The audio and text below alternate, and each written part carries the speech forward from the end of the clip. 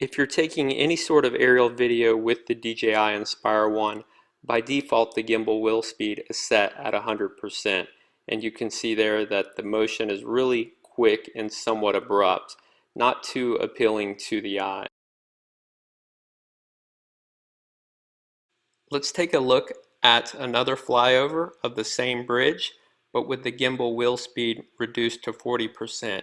You can see that the motion looks a lot more natural and engaging. Now let me go ahead and demonstrate how you set this up. This tip will help you get more professional looking video as well as make it easier to operate your gimbal while in the air.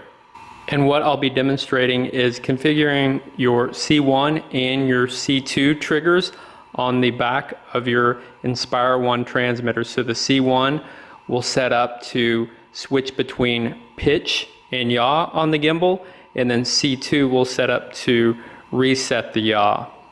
So to do this, we'll go into our radio settings. You'll see a RC control settings option, and we'll scroll down to your C1 and your C2. Now you can see I already have this configured. You have a few different options, but I've found that when I'm trying to get the perfect shot, that actually setting these up this way enables me to do so. So C1 I'll set to gimbal pitch and yaw, and C2 I'll set to reset gimbal yaw. So as you know, by default, if you use your left scroll wheel, that will give you your pitch up and down. But now what I'll do, I will press C1. Now when I use the scroll wheel, you can see that I have control over the yaw. So I'll click it again. Now we're back to pitch. When you're in single operator mode, it's easy to get a little bit confused or disoriented when you're using your gimbal for FPV and you have your yaw turned around. So with that being said, we can press the C2 switch now and get that reset. So now that our live view is pointing forward in the direction that our quad is moving.